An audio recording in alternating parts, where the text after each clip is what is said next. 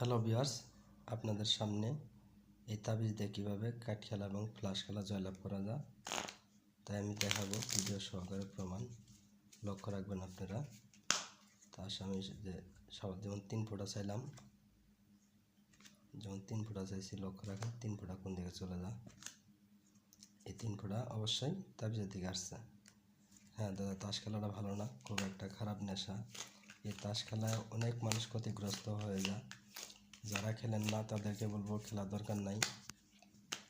যারা খেলা ছাড়তে পারেন না, শুধু তাদের জন্য আমার এই ভিডিওটা। এবার লক্ষ্য রাখেন, আমি 4 হাতে ফ্লাশ খেলবো। এবার ফ্লাশ খেলি 4 হাতে।